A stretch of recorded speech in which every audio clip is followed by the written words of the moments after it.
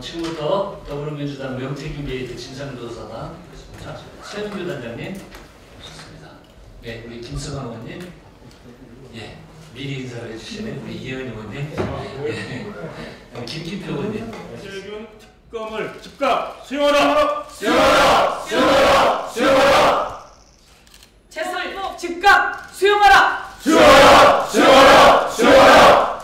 명태균 USB에서 소환하라! 소환하라! 네. 예, 세상이 아주 변화무쌍합니다. 있을 수 없는 일, 있어서도 안 되는 일. 윤석열, 내란, 우두머리가 거리를 활보하고 있습니다. 내란 우두머리의 탈옥을 대한민국 심우정 검찰총장이 도운 것 아닙니까? 명태균 게이트 관련해서 수많은 내용이 나왔습니다. 그런데 검찰은 제대로 수사하지 않았습니다. 그러더니 드디어 윤석열 내란 수계를 탈옥시켜서 거리를 활보하게 하고 있습니다. 윤석열 내란 우두머리가 곳곳에 전화하지 않겠습니까? 또 비아폰으로 전화해서 증거인멸을 얼마나 해대겠습니까? 이 증거인멸은 구속의 사유입니다. 그런데 윤석열의 증거인멸 그대로 두고 보실 겁니까? 재판부는 윤석열의 증거인멸을 우려해서 즉각 재구속하십시오. 대한민국의 내란이었습니다. 대한민국의 불법 비상계엄이었습니다. 이것을 어찌 풀어준단 말입니까? 그런데 혹시 짜고 치는 거 아니야? 라고 하는 심우정에 여러 가지 석연치 않은 내용들이 있었습니다. 법원이 황당무계한 논리로 윤석열을 석방해야 된다고 했지만 그러면서 법원은 상위 법원의 판단을 받아보겠다 이렇게 이야기했습니다. 그런데 심우정 검찰총장은 즉시 항고해야 하는데 즉시 항고가 위헌이라며 즉시 항고하지 않고 오히려 불법적인 석방을 지휘했습니다. 제가 오늘 심우정 검찰의 불법을 이야기하겠습니다. 형사소송법 제97조에는 구속 취소와 관련해서 이렇게 되어 있습니다. 구속을 취소하는 결정에 대하여서 검사는 즉시 항고할 수 있다 이렇게 되어 있습니다. 여러분, 법의 형사소송법 제97조에 즉시 항고할 수 있다 이렇게 되어 있는데 이게 위헌일 수 있습니까? 법에 이렇게 되어 있는데 위헌이 말이 됩니까? 그리고 제405조에는 즉시 항고의 제기 기간은 7일로 한다. 7일 동안 즉시 항고할 수 있는 기간이 있었어요. 근데 즉시 항고하지 않고 석방시켰습니다. 그러면서 위헌 얘기했습니다. 여기 법에 있는데 무슨 위헌입니까? 위헌이라고 나온 것은 어떤 것이었습니까? 보석과 관련해서 보석으로 풀어줬는데 즉시 항고하면 위헌이라고 하는 판단이 있었습니다. 범죄자의 아버지가 돌아가셨어요. 2박 3일 내로 나가서 상을 치러야 할 때 그때 풀어줬는데 그게 구속집행정지죠. 그때 즉시 항고하면 위법이라고 한 거, 위헌이라고 한 겁니다. 위헌 판결은 딱 2개에만 났지 구속 취소에는 난 적이 없습니다. 이것을 검찰이 다 압니다. 검찰이 다 아는데 아니 이 내용으로 마치 국민에게 이렇게 해서 즉시 항고하면 위헌입니다. 그래서 우리가 아주 심사숙고해서 풀어주게 됐습니다. 라고 새빨간 거짓말을 했습니다. 김건희 도이치모터스 무혐의 칠 때 김건희 도이치모터스를 압수수색 영장을 청구했는데 법원이 기각해서 우리가 압수수색 못했습니다. 라고 검찰이 거짓말했던 거 기억하시죠? 그걸 국민 앞에 브리핑하면서 검찰이 거짓말했습니다. 그래서 그 이창수 지검장부터 저희가 탄핵한 겁니다. 이거 이렇게 법에 살아있는데 위헌 난 적이 한 번도 없는데 위헌이라고 거짓말했습니다. 경고합니다. 심우정 검찰총장 즉각 사퇴해야 합니다. 오늘은 이 말씀 23년 10월에 있었던 김영선 씨가 적은 자술서입니다. 성관에 보낸 모양이에요. 23년 10월입니다. 이 23년 10월에 가만히 있어보자. 강혜경 씨는 국회에 언제 온 거예요? 24년. 작년 국감에 왔잖아요. 그러니까 24년 9월에 왔습니다. 강혜경이 작년 9월에 와서 명태균, 윤석열, 김건희 등등을 밝혀냈습니다. 그런데 이 자술서는 23년 10월에 쓰여진 겁니다. 그 자술서에 김종인 전 비상대책위원장을 잘 알아서 오세훈 시장의 선출 전략에 큰 도움을 주고 이준석 대표의 당선에 여러 컨설팅을 해주고 이를 바탕으로 윤석열 대통령 후보에게 김종인, 오세훈, 이준석을 연결 지지하게 하고 홍준표를 지지하지 않도록 하여 당선인에게 기여했습니다. 이런 내용이 이 자술서로 다 들어있습니다.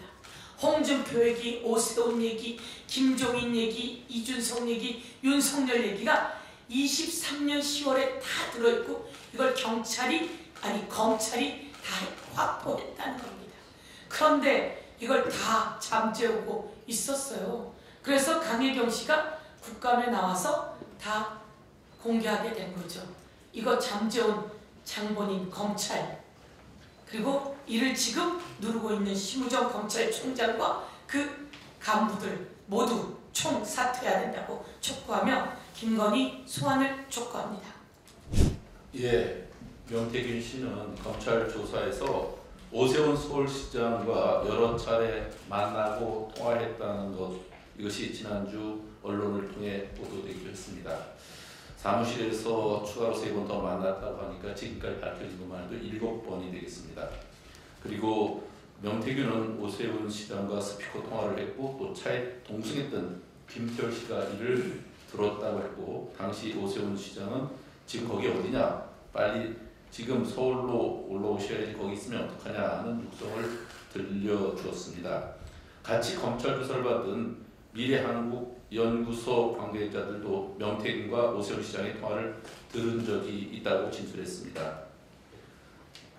홍준표 대구시장도 오세훈 시장과 상황이 판박입니다.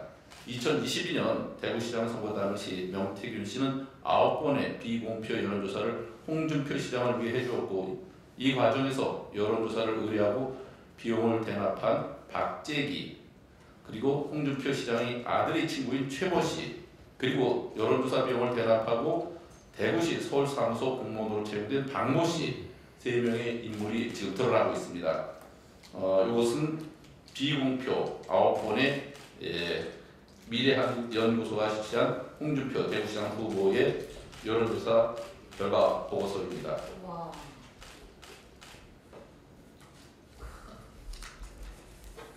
잠깐 이거 좀 들어줄래요?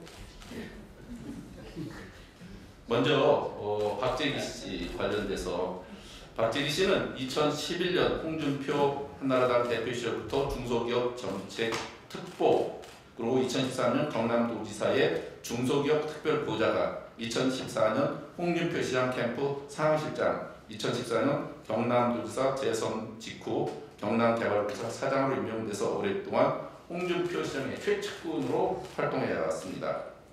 2022년 대구시장 지방선거 때는 여론조사를 의뢰하고 그리고 2차례에 걸쳐 1,500만 원을 차명으로 입금한 것이 이미 드러났습니다. 예, 여기 보면 3월 2일자 녹취에서는 그래요. 강혜경 씨가 여론조사 비용을 독촉하자 그래요. 입금시키려고 했는데 내가 한번 확인해 볼게요 하고 입금 약속했고 그달 당일 500만 원 입금되었죠. 그리고 2022년 4월 14일 녹취에도 그 1,000만 원 내가 줄게요. 남은 거 준다고 했는데 오늘 내가 입금 못 주고 내일 입금시킬게요. 그리고 4월 20일 1,000만 원 입금되었습니다. 예. 이런 일들이 지금 다 확인되고 있죠. 예. 그리고 잠깐만 또 하나를 보시겠습니다.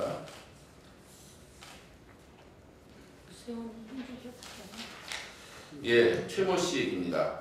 홍준표 시장의 아들 친구입니다. 2011년 최모 씨의 결혼 당시 홍준표 한나라당 대표 최고위원이라는 이름의 축하 화환도 왔고요. 2021년 2월에는 최모 씨가 김종인 전 위원장과 가깝다고 알려진 명태균 씨를 만나서 홍준표의 복당을 부탁하기도 했고, 그 이후 명태균과 같은 아파트 이웃관계 주민이 되면서 매우 절친한 사이가 되었죠. 2022년 대구시장 선거를 위해 여론조사를 의뢰했고, 구체적인 여론조사 방식과 위법사항, 여론조사 비용에 대해서 문의하는 내용들이 강혜경 씨 녹취록에 드러나고 있습니다. 3월 6일자 기자회견에서 제가 그 내용을 밝힌 바 있는데요. 2022년 3월 21일자 녹취에는 최모 씨가 제가 카톡으로 좀 오래된 거긴 한데 대구 당원 멤버 보내드렸거든요. 이 내용이 그때 당원 명부 유출 건입니다. 56만 8천 명의 국민의힘 당원 명부를 유출했다는 거 이미 언론에 보도된 바 있죠. 2022년 지방선거에서 최모 씨는 서초구 선거 시의원으로 출마할 때, 이때는 홍준표 시장이 페이스북을 통해서 최모 파이팅이라는 댓글도 직접 달아줄 정도로 친분이 있었습니다. 하지만 최모 씨는 시의원 공천이 되지 못했고, 그래서 명태균 씨는 그 이후에 김영선과의 친분을 이용해서 김영선 의원의 보좌관으로 1년 근무하게 되고, 그 1년의 경력을 바탕으로 2023년 7월에는 대구시 서울상업역사무소 소장으로 근무하다 2024년 10월 당원 명부 유출 사건 때 결국 사퇴하게 됩니다. 다시 잠깐, 예, 이 여론조사 이 내용을 보면 그 당시에 이 최모 씨만이 아니라 최모 씨의 친구 이 여론조사 비용 4,370만 원을 실제로 내는 박재기 씨 말고 또 다른 박 씨가 있는데, 이 박 씨는 최모 씨 동업자입니다. 박모 씨는 대구시장 선거 직후인 7월 12일 서울시 대구시 서울협력사무소 직원으로 채용되었습니다. 3월 6일 기자회견에서 제가 이 사람 이거 밝혀지면 곧 또 꼬리 자르기 하지 않겠냐 그렇게 예언했는데, 아니나 다를까 3월 7일 결국 박모 씨는 즉각 대구시에서 사퇴를 한 것으로 사직서를 냈습니다. 이것을 보면 홍준표 시장의 그 정치 방식, 쓸모 있을 때는 적극적으로 자리를 주고, 그렇지 않으면 꼬리 자르기로 즉각 토사구팽해버리는 것, 이것이 홍준표 시장의 전형적인 수법인 것이 드러나고 있다, 이런 생각이 듭니다. 그런 사람이 어떻게 대구시장을 하시고 또 국민을 대표하는 대선 주자가 되는지 저로서는 의구심이 듭니다. 그리고 홍준표 시장 주위에는 이렇게 몇 천만 원씩 듬뿍듬뿍 여론조사 비용을 대신 해줄 수 있는 의로운 사람들이 이렇게 많은데 모르겠어요. 그리고 그런 사람들이 또 자리를 또 바로 주고, 그리고 또 문제가 생기면 바로 자르고, 상당히 유능한 시장이 아닌가 하는 생각이 듭니다. 이 자리에서 다시 한번 최모 씨, 박모 씨 실명이 이미 여러 언론에서 나왔지만 오늘은 바로 제가 최모, 박모로 이렇게 말씀드리겠습니다. 이분들께 제안드립니다. 공익제보자가 되셔서 홍준표 시장과 관련된 의혹들에 대해서 더욱 투명하고 솔직하게 국민에게 진실을 밝혀주시고 양심과 정의를 지켜주시기 바란다는 말씀드립니다. 그리고 오세훈 시장, 홍준표 시장님 계속 말 바꾸기 하지 마시고, 또 오세훈 시장은 그것을 가리면서 저를 명예훼손으로 고소까지 하셨는데 한번 제대로 밝혀봅시다. 그리고 누가 맞는지, 제가 틀렸다면 제가 의원직을 걸겠습니다. 오세훈 시장이 잘못했으면 서울시장에서 즉각 사퇴하고 대선은 얘기 꺼내지 마시기 바랍니다. 예, 지금이라도 전 국민에게 조상의 진실을 밝히고 시장직에서 사퇴하는 것이 저는 옳은 길이다, 이런 생각을 합니다. 이상입니다.